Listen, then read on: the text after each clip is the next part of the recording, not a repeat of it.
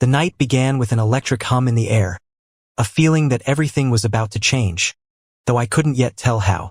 It was the kind of Friday that had me rushing home from work, craving a quiet dinner with my wife, Amanda. Instead, I walked into chaos. She was rushing around the living room, throwing on earrings, her hair in loose, shiny waves that caught the fading sunlight. The scent of her perfume, something new, sharp, and unfamiliar, lingered in the air. "Change into something nice," she called over her shoulder. "We're going to Ethan and Carly's." Ethan and Carly, our neighbors, the kind of people who held gatherings so loud and full of inside jokes that I never knew where to stand or what to say. Amanda loved them. Me, I tolerated them for her sake. I didn't argue. I slipped into a dark button-down and grabbed my jacket.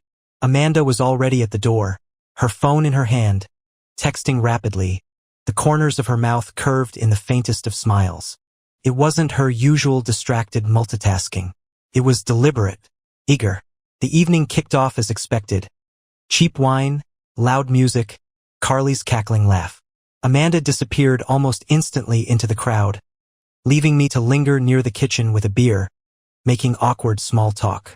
Every so often, I'd catch glimpses of her in the living room, her head tilted toward someone as she laughed, her body language almost magnetic. But the room was packed, and I couldn't see who had her so captivated.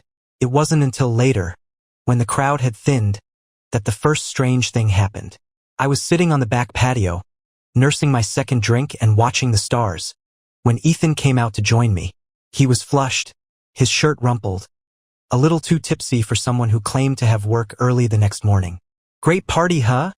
he said, sliding into the chair next to me. "Sure," I replied, taking another sip.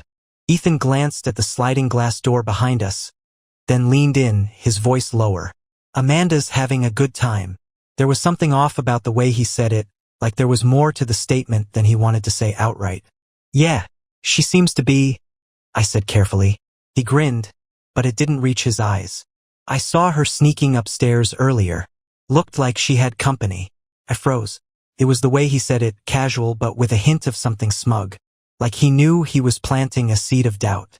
Before I could ask what he meant, the sliding door opened, and Carly popped her head out. "Ethan, come help me with the drinks." He shot me one last look, something unreadable in his expression, before disappearing back inside. I sat there, the sound of the party muffled behind the glass, Ethan's words circling my head like vultures. Amanda sneaking upstairs? With company? The thought lingered, tugging at something deep and uncomfortable inside me. Amanda was lively, sociable, but she'd never struck me as the type to step over a line. Still, I couldn't shake the feeling that Ethan's words weren't random. When I went back inside, Amanda was back in the living room, her cheeks flushed, her laugh too loud. She didn't see me watching her. I caught a brief glimpse of her hand grazing someone's arm. Someone tall, someone I didn't recognize.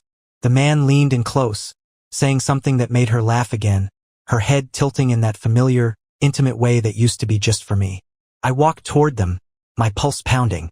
But before I could close the gap, Amanda suddenly straightened, pulling away from the man and walking toward the hallway. My chest tightened as I watched her disappear around the corner. Her steps hurried. I don't know what compelled me to follow her, but I did. Something primal, something I couldn't control. The hallway was dimly lit, the music fading into a low thrum behind me. First, I didn't see her.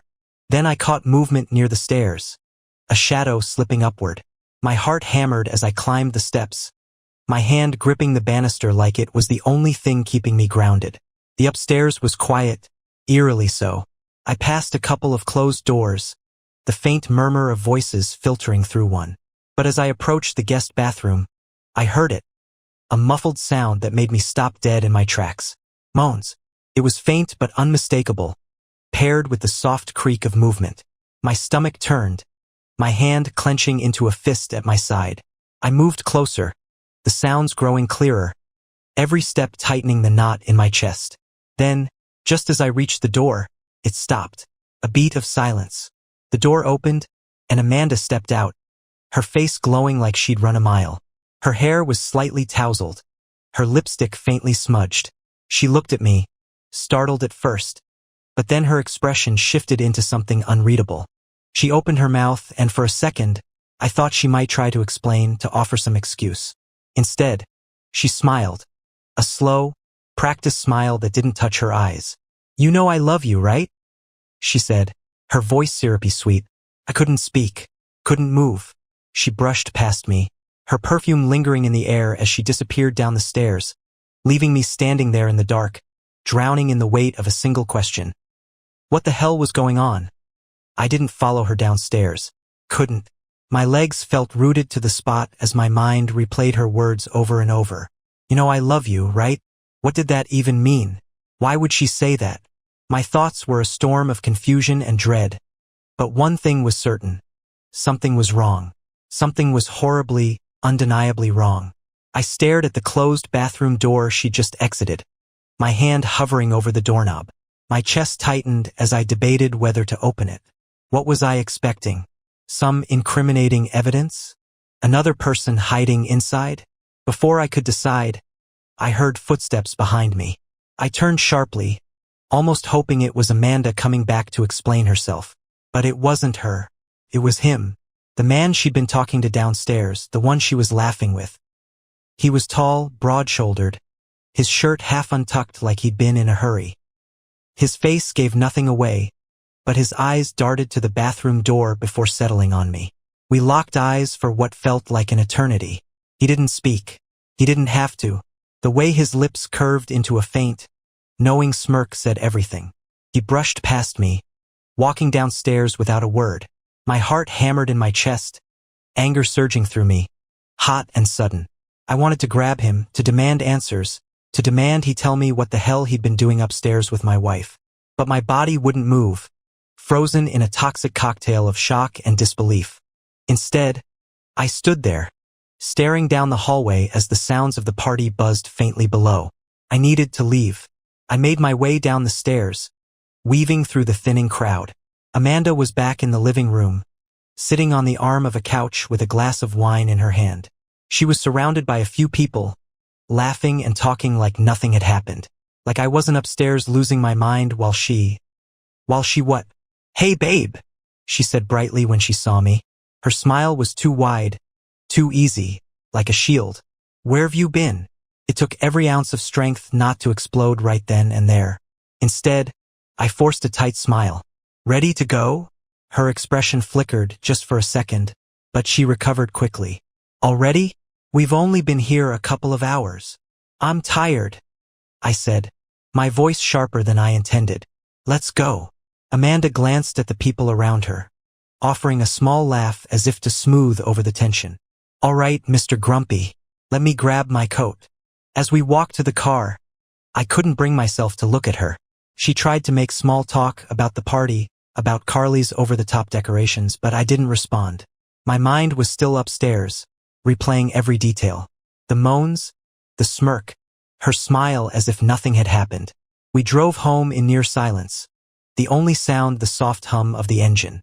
Amanda scrolled through her phone, her face illuminated by the glow of the screen. I wanted to ask her, to confront her, but every time I opened my mouth, the words got stuck. If I was wrong, if this was all some horrible misunderstanding, then asking would crack our relationship in a way that couldn't be undone. But if I was right, I wasn't ready to face that. When we got home, Amanda kicked off her heels and poured herself another glass of wine. She leaned against the kitchen counter, watching me with a curious tilt of her head. "You okay?" she asked. No, I wasn't okay. Not even close. But instead of saying that, I shrugged, muttering something about being tired. She smiled, walking over to kiss me on the cheek. "You're cute when you're grumpy," she said lightly before heading upstairs to change. I stood there in the kitchen, staring at the wineglass she'd left on the counter, my hands trembling with suppressed rage. I wanted answers, but I knew I wouldn't get them tonight. Amanda was too good at this, at brushing things off, at making me doubt myself. But I couldn't let this go. Something was wrong, and I needed to know the truth. I didn't sleep that night. Amanda passed out almost immediately after climbing into bed, her breathing slow and steady, as if the evening had been just another party, another glass of wine, another night in our ordinary life. But for me, there was nothing ordinary about it. I lay awake, staring at the ceiling, the events of the night running on an endless loop in my mind. Every time I closed my eyes, I saw her stepping out of that bathroom, smirking untouchable, spinning those words like they were some kind of spell. You know I love you, right? Was that supposed to calm me? Reassure me? It felt more like a warning, a preemptive excuse for something she knew I might discover. By 3 a.m., I couldn't take it anymore. I slipped out of bed, careful not to wake her, and crept downstairs. I needed to think, to breathe, to figure out what the hell was going on. Sitting at the kitchen table, I stared at my phone. My thumb hovered over Amanda's social media apps, her messages, her emails. She was usually careful with her phone, but she hadn't locked it tonight. Too tired, too confident I wouldn't look. I hated myself for even considering it. This wasn't who I was. I trusted my wife, or at least I had until tonight. But now that trust felt like a fragile thread, ready to snap. I unlocked her phone. The first thing I noticed was her message notifications, or rather, the lack of them. Amanda was always chatting with someone, her friends, her coworkers, even Carly. But tonight, her inbox was almost empty. It didn't make sense. Unless my fingers moved instinctively, opening her apps one by one. Everything was clean, too clean, like she'd gone through and scrubbed her history before bed. Even her search history was wiped, which I knew wasn't normal. I was about to give up when I noticed something buried in her photo gallery. It wasn't obvious, just a folder titled work stuff. But Amanda never mixed personal and professional, not on her phone. I opened it. First, I thought it was empty. Then I saw the hidden files icon. My heart pounded as I tapped it. The folder wasn't full of work documents, it was full of pictures. Pictures of Amanda at restaurants, in cars, in hotel rooms. None of them included me, and in most of them she wasn't alone. The man from the party, the one with the smirk, appeared in several of them, his arm casually draped over her shoulder, his face close to hers. One photo stopped me cold. It was from 2 nights ago. Amanda was sitting on the edge of a bed, wearing nothing but an oversized shirt I didn't recognize. She wasn't looking at the camera. Her expression was soft, almost shy, like she'd been caught in an intimate moment. My hands shook so badly I nearly dropped the phone. I sat there for what felt like hours, staring at the screen, the world tilting beneath me. Every picture felt like a dagger to the chest, each one confirming what I'd been too afraid to admit. Amanda was cheating.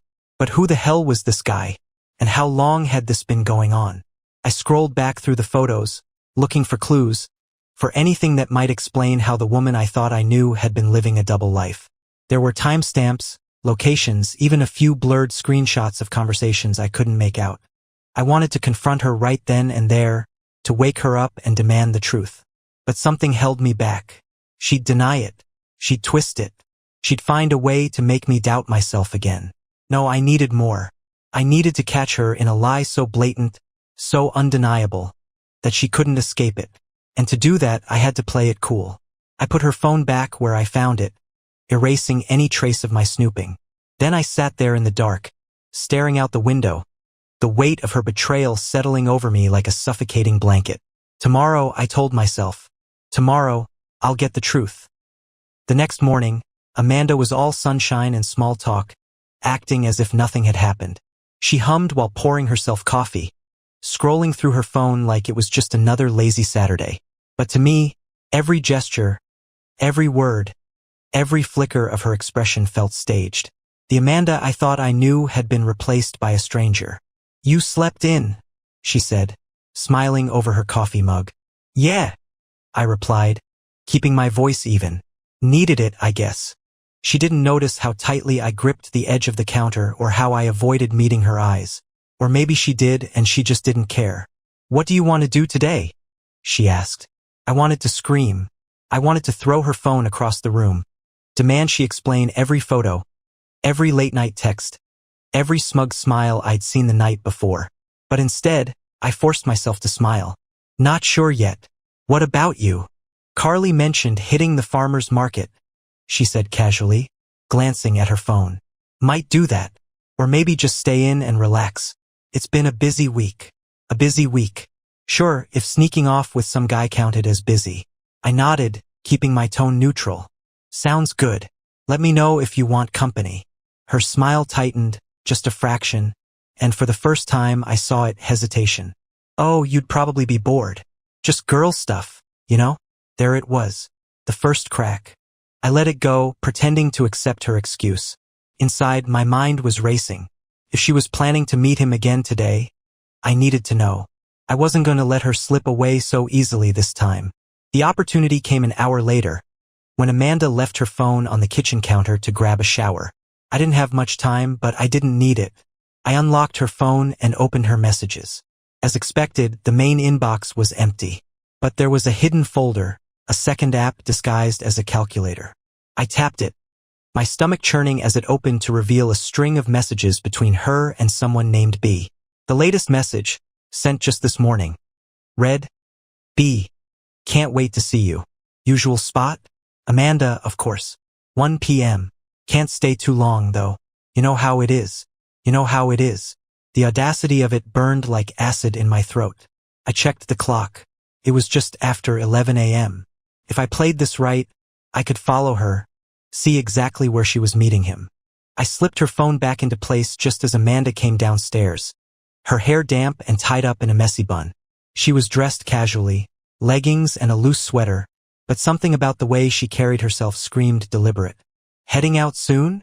I asked, careful to keep my tone light. Yeah, probably in a bit, she replied, not looking at me. All right, I said, grabbing my car keys. Think I'll go for a drive. Maybe grab some groceries. You need anything? She shook her head, barely paying attention. Her focus was already elsewhere. I left the house, but instead of driving off, I parked a block away, my car tucked behind a row of hedges. I waited, my heart pounding, until I saw Amanda's car pull out of the driveway. She wasn't going to Carly's. I followed at a safe distance, my palms slick on the steering wheel. I wasn't sure what I expected. A cafe? A hotel? Somewhere discreet, out of the way? But when she pulled into the parking lot of a nearby park, I felt a pang of confusion. A park? I parked farther down the street, watching as she got out of the car. She didn't look around. She didn't hesitate. She walked straight toward a secluded bench at the edge of a wooded area, her steps quick, almost eager. And there he was, the man from the party, the one from the photos. He was already waiting for her, his hands stuffed into his jacket pockets. Amanda's face lit up when she saw him, and the way she moved toward him, like she couldn't close the distance fast enough, told me everything I needed to know. I stayed in the car, gripping the steering wheel so hard my knuckles turned white. My heart pounded as I watched them talk, laugh, lean into each other like it was the most natural thing in the world. Then it happened. She reached up, brushing a hand along his jawline, and kissed him. My stomach dropped, my vision blurred with rage and heartbreak. This wasn't just some fling. This wasn't just a mistake. The intimacy in that kiss, the familiarity, the ease, it was clear this had been going on for a long time. I wanted to storm out of the car, to confront them, to tear this whole charade apart. But I didn't. Not yet. I needed to be smart about this. I needed more. So I sat there, heartbroken and furious, as the woman I thought I knew kissed a man who wasn't me. Oblivious to the storm brewing just a few yards away, I sat in the car for what felt like an eternity, every second carving a deeper wound into my chest. They didn't care about the world around them, about the people walking their dogs or the joggers passing by. Amanda's hand lingered on his arm, his fingers brushed against her cheek, and they laughed in a way that made me want to scream. I couldn't take it anymore. My hands trembled as I grabbed my phone. I snapped a photo of them together, their heads tilted close in what could only be described as intimacy. My heart felt like it was ripping apart, but I needed proof. Something solid, undeniable. Something she couldn't wiggle out of. Once I had the photo, I threw my phone onto the passenger seat and gripped the steering wheel like it was the only thing holding me together. What the hell am I doing? I muttered to myself. I wanted to confront them. Every cell in my body screamed for it. But my mind was at war with itself. Would barging in solve anything? Or would it just give her another chance to twist the truth? They stood up. My breath caught as I watched Amanda lean into him one more time, her lips brushing his ear as she whispered something.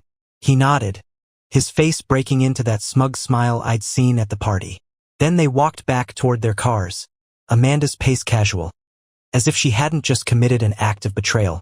I ducked lower in my seat, my pulse racing as she got into her car and pulled out of the lot. I didn't follow her this time. Instead, I stayed, my eyes fixed on him as he lingered by his car. He lit a cigarette, leaning against the driver's side door like he didn't have a care in the world.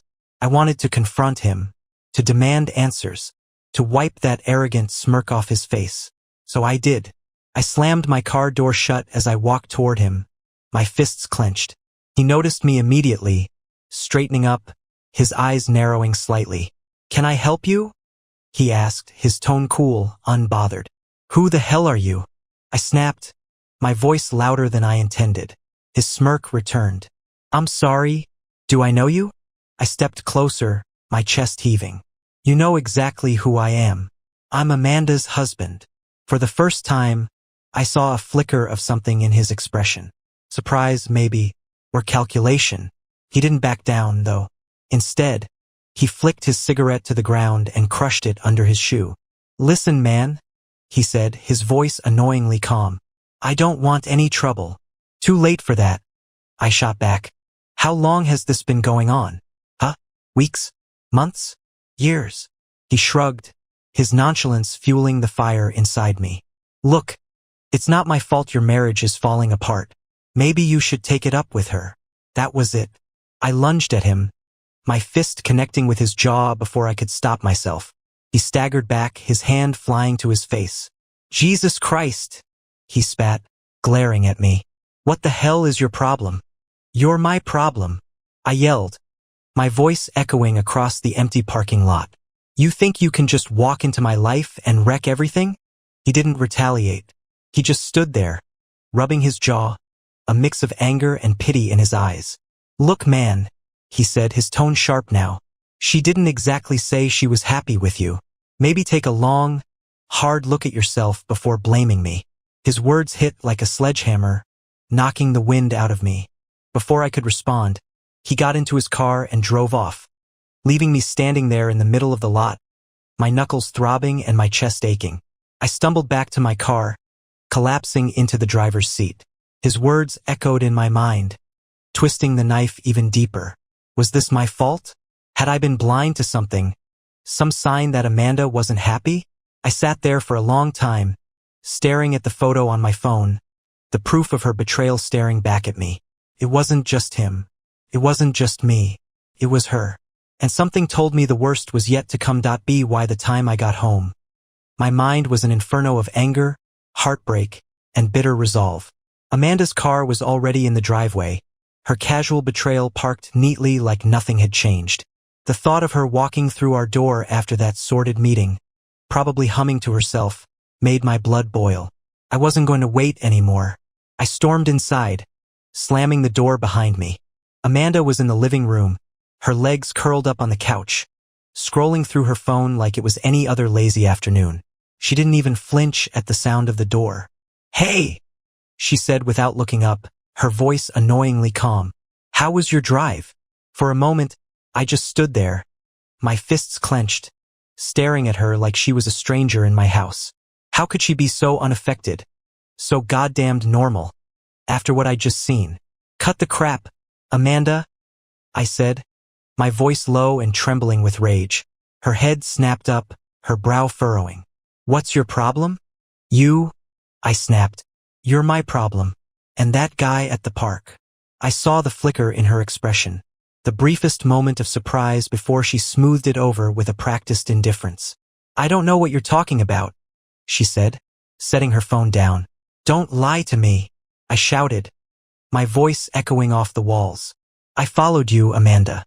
I saw you with him. I have the photos." Her face froze for a fraction of a second, but then she laughed. "You followed me?" she said, her tone dripping with mockery. "What the hell is wrong with you, Jake? Are you some kind of stalker now? You don't get to twist this around on me." I shot back, my hands shaking. "You were with him, at the park, kissing him like you don't have a husband waiting at home. Don't you dare try to play innocent." Amanda rolled her eyes, standing up and crossing her arms. "So what if I was?" she said, her voice sharp now, cutting through me like a knife. Is that what you want to hear?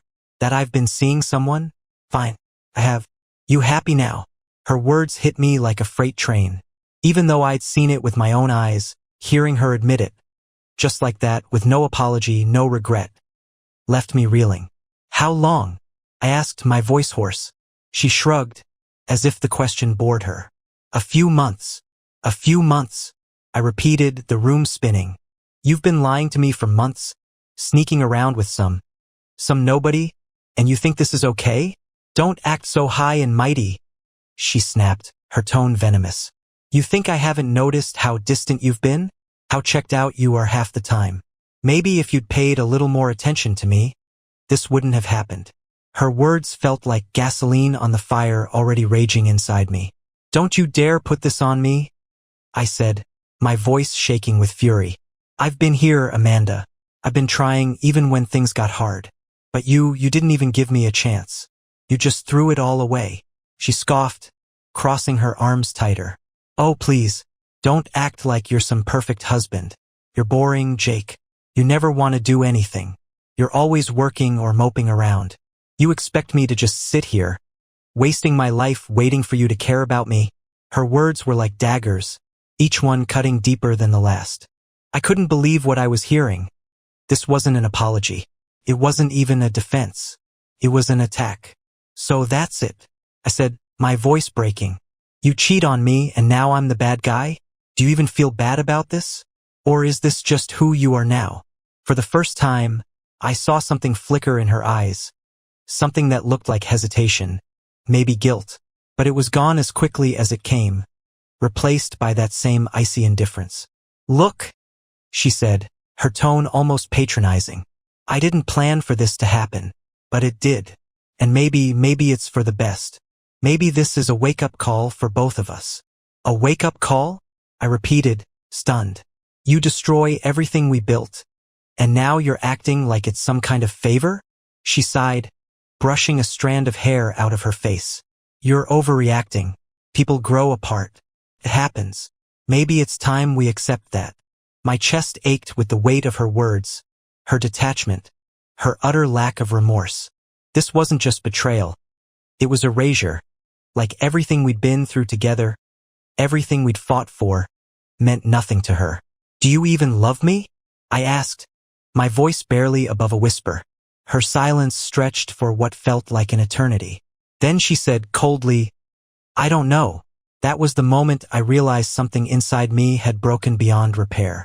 I turned and walked away, her voice chasing after me, still trying to justify herself. But I didn't care anymore. I grabbed my jacket, my keys, and left the house, slamming the door behind me. As I drove aimlessly through the city, the only thought pounding through my mind was this. It's over. It's all over. The cold December wind whipped against my face as I sat in the car, parked at the edge of some empty lot I couldn't even name. The engine was off, but I hadn't stepped outside. I wasn't sure I could. The silence around me felt suffocating, but it was better than the chaos waiting back at the house. Her words echoed in my head on a loop. I don't know. 3 little words that hollowed me out, more than anything else she'd said or done. The Amanda I thought I knew, the woman who promised to love me forever, had been replaced by someone else entirely. Someone cold, cruel, and utterly indifferent. I thought back to the early days of our relationship, back when we were invincible, when every smile she gave me felt like sunlight breaking through the clouds. We built a life together, or at least I thought we had. Now all of it felt like a lie. My phone buzzed in the passenger seat, dragging me out of the spiral. I glanced down to see her name lighting up the screen. I let it ring. She called again and again. Finally, I answered, my voice flat. What do you want? Her voice on the other end was calm. Too calm. Jake, come home. Let's talk. Talk about what? I said bitterly. How you've been sneaking around for months. How you think this is somehow my fault. Her tone sharpened. This isn't helping anything. Acting like a child won't fix our problems. That was our problems. As if she hadn't detonated our marriage with her own selfish choices. There's nothing to fix, Amanda, I said, my voice hard. You already made sure of that. She sighed, and I could practically hear the roll of her eyes through the phone. Jake, come on. Don't make this a bigger deal than it needs to be. I nearly laughed at the absurdity of it. A bigger deal? You cheated on me, Amanda. You lied to me over and over again. And now you're standing there telling me it's not a big deal. You're being dramatic, she said, her voice clipped. I already told you. This isn't just about me. You've been distant for years, Jake. You checked out of this marriage long before I did. Her deflection hit me like a slap. It wasn't just the blame shifting. It was the way she said it, like she'd rehearsed it, like this was her way of excusing everything she'd done. You're unbelievable, she sighed again, her patience clearly wearing thin. Look, I'm sorry you're hurt. Okay? But we can't move forward if you're just going to sit around sulking. Either we work on this together or we call it quits. Your choice. Her words hung in the air, heavy and suffocating. I couldn't believe what I was hearing. There was no remorse, no real apology. Just an ultimatum. Work on it or walk away. Do you even care what you've done to me? I asked, my voice raw. Of course I care, she said quickly, but it felt automatic. Hollow. No, I said firmly. You don't. If you cared, you wouldn't have done it in the first place. And if you cared now, you'd be begging me to forgive you. Not standing there acting like you're doing me a favor. There was a long pause. For a second, I thought she might finally crack, that I might hear some semblance of the woman I used to love. But when she spoke, her voice was ice. Well, I guess you've made your decision then. I swallowed hard, the weight of her words pressing down on me. I guess I have. She didn't say goodbye. She just hung up, the silence on the line as sharp and final as the conversation itself. I sat there in the car, staring at the phone in my hand, my chest heaving. It was done. Whatever we had, whatever we used to be, was gone. And for the first time, I didn't want it back. As the sun dipped below the horizon, casting long shadows across the lot, I knew there was no salvaging this, no fixing it. Amanda had made her choice, and now so had I. It was time to let her go. I spent the night sitting in my car outside the lawyer's office Amanda had called that morning. The glowing sign above the building felt like a taunt, a reminder that she had already decided how this story would end. She wasn't going to face me. She wasn't going to talk it out. Amanda was orchestrating the perfect escape, leaving me to clean up the wreckage. But she'd underestimated me. By the time the lights in the office clicked off and the last employee left, I knew what I had to do. This wasn't just about betrayal anymore, it was about reclaiming control. She thought she'd set the rules, but I was about to rewrite them. The next morning, I called her. Not from my phone, she wouldn't answer that. I used a burner app to mask the number. Sure enough, after a couple of rings, she picked up. Hello? She said, her voice cautious. It's me, I said. There was a long pause. Jake, what do you want? I gripped the phone tightly, forcing myself to stay calm. We need to talk. In person. I don't think that's a good idea, she replied, her tone clipped. It's not a request, I said firmly. You owe me that much, Amanda. Unless you want me forwarding certain pictures to your parents. Or your boss. There was silence on the line. Then, with a sharp edge to her voice, she said, Fine. Where? Come to the house, I said. 1 hour. I hung up before she could argue. She showed up exactly an hour later, her car pulling into the driveway like nothing had changed. When she walked into the house, she didn't look like the woman I'd married. She looked like someone bracing for a fight, her arms crossed, her jaw set. This better be quick, she said, closing the door behind her. I gestured to the kitchen table, where I'd laid out the printed photos from her hidden folder, the email exchange I'd found, and a copy of her recent call logs. Her eyes flicked over the evidence, her expression unreadable. What is this? She asked, her voice steady but cold. This, I said, pointing at the pile, is everything you've been hiding from me. It's proof of what you've done. And it's what I'm going to use if you try to screw me over in this divorce. Her lips curled into a humorless smile. So that's what this is? Blackmail? Call it whatever you want, I said, stepping closer. You don't get to walk out of here like this is some clean break. You don't get to leave me in pieces and come out spotless. If you want this to end, fine. But we're going to do it my way. She raised an eyebrow, crossing her arms tighter. And what's your way, Jake? Simple, I said. You don't try to take the house. You don't touch my savings. You don't even think about trying to spin this around on me. You pack up what's left of your things and disappear. You get your new life, Amanda. But you don't take a single piece of mine with you. She stared at me, her jaw tightening. For the first time, I saw a crack in her confidence. You think you can bully me into this? I've already talked to a lawyer. You're not getting out of this clean, Jake. I leaned in, my voice low and cutting. You can try, but I wonder how your new boyfriend would feel if his name came up in court. Or better yet, if the pictures of you two kissing in the park ended up online. Her eyes widened, just a fraction, but it was enough to tell me I'd struck a nerve. You're disgusting, she spat. No, Amanda, I said, stepping back. You are, and you don't get to play the victim here. Not after what you've done. She stood there, silent, her face a mask of barely contained fury. Finally, she grabbed her purse and stormed toward the door. You'll hear from my lawyer, she said over her shoulder, slamming the door behind her. I didn't feel relief after she left. I didn't feel anything at all. Just a hollow, gnawing emptiness. I knew this wasn't the end. Amanda wasn't the kind of person to back down, and I wasn't sure if I'd done enough to stop her. But for the first time, I felt like I had something to hold on to, something she couldn't take away from me. I wasn't going to let her win. The silence in the house after Amanda left was deafening. I sat at the kitchen table, staring at the pile of evidence I'd laid out, feeling the weight of everything I'd just done. I had stood my ground. I'd taken control, but the victory didn't taste the way I thought it would. It was bitter. I felt like a stranger in my own life, trying to piece together how it had all fallen apart so quickly. Just days ago, I'd thought we were still a team, still building something together. Now I was here, alone in an empty house, waiting for the next wave of destruction. By the afternoon, the text started. The first one was from an unknown number. What kind of man threatens his wife? Grow up, Jake. I stared at the message, my hands tightening into fists. Amanda. She couldn't even confront me herself. She had to hide behind snide little messages like this. A few minutes later, another text came through. This one was clearer. Amanda, you think you're going to scare me into submission? Keep dreaming. I'm not some weak little thing you can push around. Her tone made my blood boil. It was almost as if she was daring me to fight back, daring me to escalate.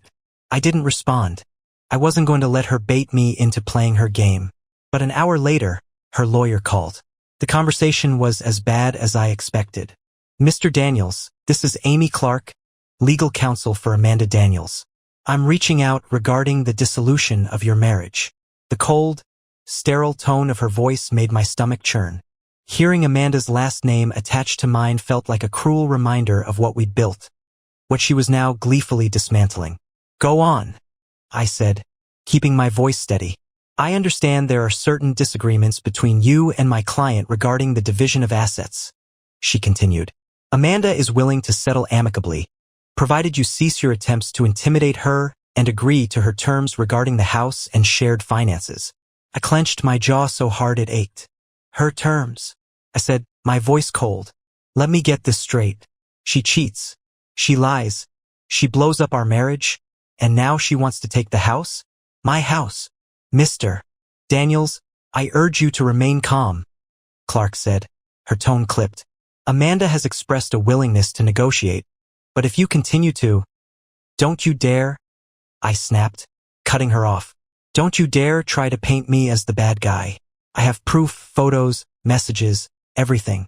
I'm not the one destroying this marriage, and I sure as hell won't let her walk away with everything while she laughs in my face. There was a brief pause on the line. When Clark spoke again, her tone was measured but icy. If you have evidence, Mr. Daniels, you're welcome to present it in court. However, Amanda's position remains unchanged. I suggest you consider this carefully before things escalate further. The call ended shortly after, leaving me seething. That evening, Amanda texted again. Amanda, really? Bringing a lawyer into this? You're pathetic. I stared at the screen, her words vibrating in my chest like a live wire. How could she be so brazen, so completely devoid of shame or guilt? I couldn't hold it in anymore. I replied, Me, you destroyed us, and now you want to play the victim? Go to hell, Amanda. Her response came almost instantly. Amanda, we were destroyed long before this, Jake. You just didn't notice. I threw my phone across the room, the crash echoing through the empty house. Her words stung more than I wanted to admit. Was there truth in them? Had I been blind to what was happening between us? Or was this just another excuse, another way for her to absolve herself of guilt? The house felt suffocating, filled with too many memories, too many ghosts of the life we'd shared. I grabbed my keys and left, driving aimlessly through the city, trying to clear my head. Around midnight, I parked at a diner on the edge of town. I sat at the counter, staring at a plate of food I didn't touch, my thoughts circling endlessly. What was I supposed to do now? Amanda wasn't just leaving me. She was dismantling me, piece by piece, and she wasn't even hiding it. She was brazen, almost gleeful in her cruelty. But I wasn't going to let her win. If she wanted war, she'd get it.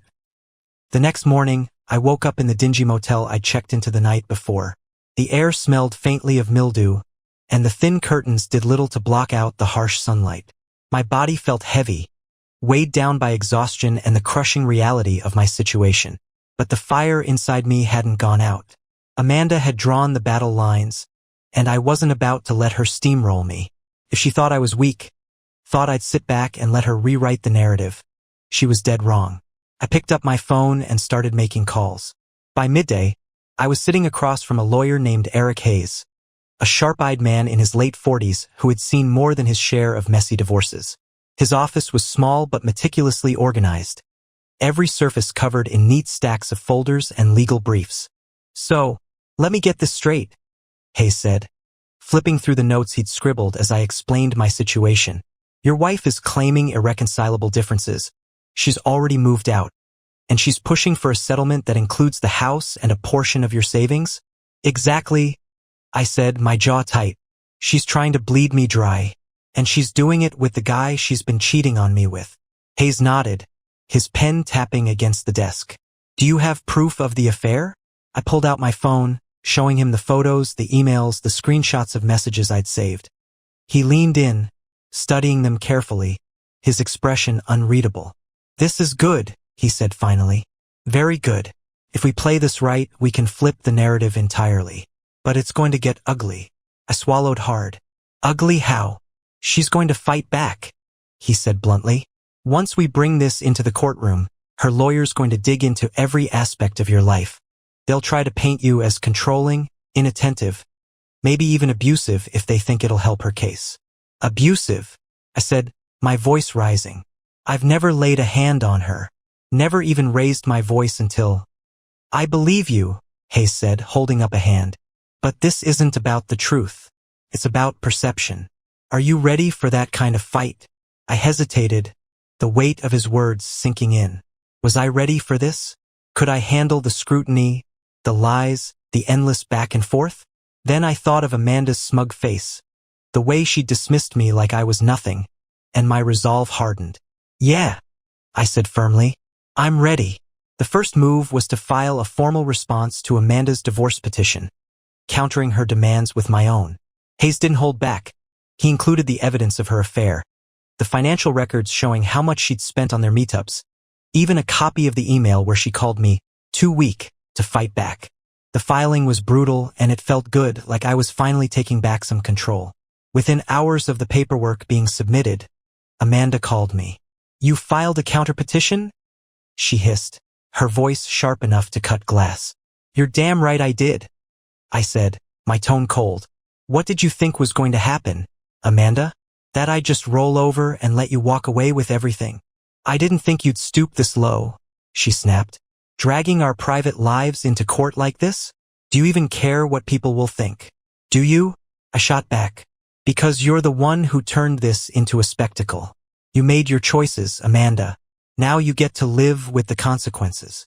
There was a pause on the line, and for a brief moment, I thought I'd gotten through to her. But then she laughed. A cold, humorless sound that sent a chill down my spine. You have no idea what you've just started, she said. If you think this is over, you're in for a rude awakening. The line went dead, leaving me gripping the phone so tightly my knuckles turned white. Over the next few days, the fallout began. Amanda and her lawyer fired back with their own demands, accusing me of being emotionally neglectful and financially controlling. The accusations were baseless, but they stung all the same. Her lawyer also sent a cease and desist letter regarding the photos, warning me not to use them publicly or as leverage. I forwarded it to Hayes, who assured me it was just a scare tactic. Meanwhile, Amanda's true colors began to show. Mutual friends started reaching out, telling me about the stories she was spreading, how I'd driven her away, how she'd felt trapped for years. She's painting herself as the victim, Carly told me during one late-night call. It's honestly disgusting, Jake. We all know what she's been doing. Doesn't matter what the truth is, I muttered. People will believe what they want to believe. By the end of the week, I felt like I was standing in the middle of a battlefield, with no end in sight. But even as the walls closed in, I refused to back down.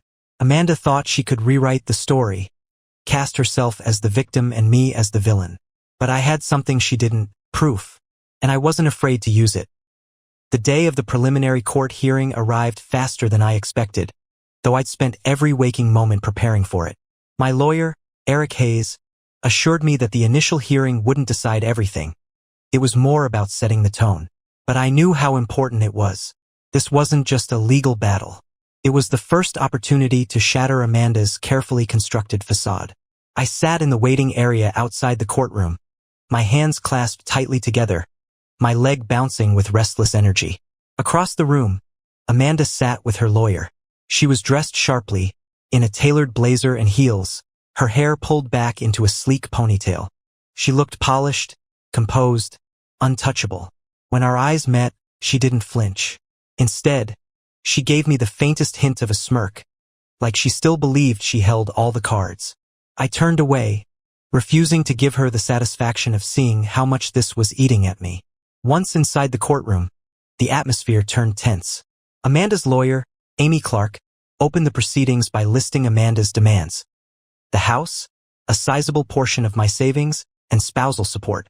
She painted a picture of Amanda as the victim of an unfulfilling marriage, claiming that my emotional distance and financial control had left her no choice but to seek a fresh start. I sat there, my blood boiling, as Clark skillfully twisted the narrative to suit Amanda's agenda. When it was our turn, Hayes didn't hold back.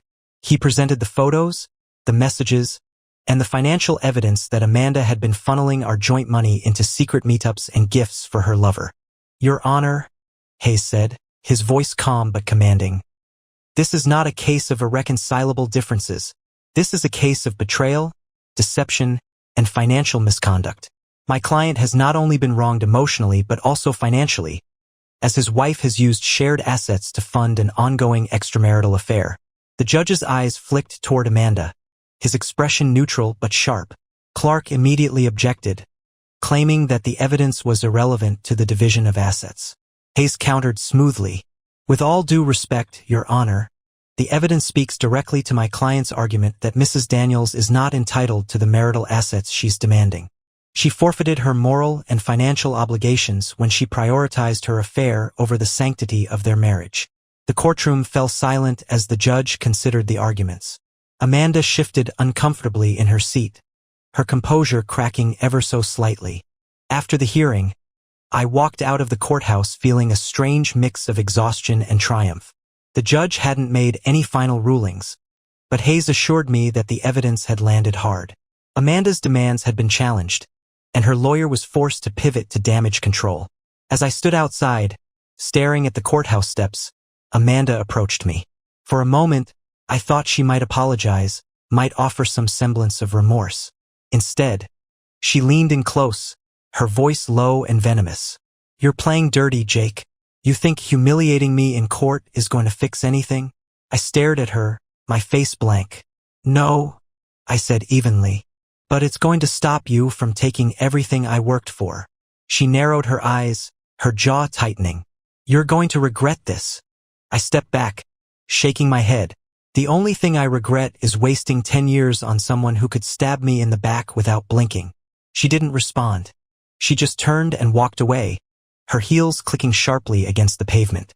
That night, I sat at the kitchen table, staring at the pile of legal documents Hayes had given me to review. The house felt quieter than ever, the weight of everything pressing down on me. But for the first time, I didn't feel powerless. Amanda had underestimated me. She thought I'd crumble, that I'd let her rewrite the narrative and walk away with everything. But I was still standing, still fighting, and for the first time in weeks, I felt like I had the upper hand. The war wasn't over, but the tide was starting to turn. The final court date arrived a month later, but by then, the tone of the entire case had shifted. Amanda's smug confidence had eroded under the weight of the evidence we'd presented. Every move she made, every demand her lawyer pushed, was met with hard proof of her lies and betrayal. I walked into the courtroom that day feeling more in control than I had in. Amanda was already seated with her lawyer, her polished exterior showing signs of cracks. She avoided my gaze, fidgeting with a pen as Clark whispered something in her ear. Hayes sat beside me, his demeanor calm and composed. "This is it," he said. "The judge will finalize the division of assets today. You've done everything right so far. Just let the evidence speak for itself." I nodded, steeling myself for whatever was about to come. The session began with Amanda's lawyer making one last desperate plea for her demands. Clark argued that Amanda had been a devoted wife who deserved a fair share of our assets to rebuild her life. She downplayed the affair, calling it a symptom of a marriage that had long been fractured. Hayes countered with precision, laying out every piece of evidence we'd gathered. The affair wasn't a symptom, it was a deliberate choice, funded by marital assets. He presented bank statements, photos, and even a detailed timeline of Amanda's deception. Then he delivered the final blow. "Your Honor," Hayes said, sliding a document across the table. "This is a sworn affidavit from the man Mrs. Daniels has been involved with.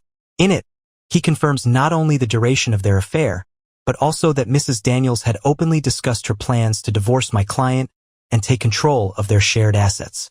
The courtroom fell silent. Amanda's head snapped toward her lawyer, her eyes wide with panic. Clark looked equally stunned, scrambling to object, but the damage was already done. "Mrs. Daniels," the judge said, his voice firm, "do you have anything to say in response to this affidavit?" Amanda hesitated, her mouth opening and closing as if she were searching for the right words. Finally, she muttered, It's not as simple as it looks." But it was. The judge's ruling came down swiftly. Amanda would receive none of the marital assets she had demanded. The house and savings remained mine. She was ordered to repay a portion of the money she'd used from our joint account to fund her affair. And most importantly, her attempts to vilify me had been exposed for the manipulative lies they were. After the session ended, Amanda stormed out of the courtroom without a word. I watched her go, feeling a strange mix of relief and sadness. This wasn't how I'd ever imagined our story ending, but there was no denying the justice in it. Outside, Hayes clapped me on the shoulder. "You did it," he said. "It's over." I nodded, the weight of the last few months finally lifting. That night, I stood in the now empty house, surrounded by the remnants of the life we'd shared. Amanda's things were gone, and so was the pain of holding on to something that had been broken for far too long. For the first time in months, I allowed myself to breathe. This wasn't the ending I wanted, but it was the one I needed. Amanda's betrayal had shattered me, but it had also forced me to confront truths I'd ignored for too long. I'd learned to stand up for myself, to fight for what mattered, and to let go of what didn't. As I sat on the couch, staring at the quiet, empty space around me, I felt something I hadn't felt in a long time. Freedom. I didn't know what the future held, but I knew one thing for sure. I wouldn't waste another second on someone who didn't value me. And for the first time, I felt like I could finally move on. This wasn't just the end of my marriage. It was the beginning of something new, something better, something mine.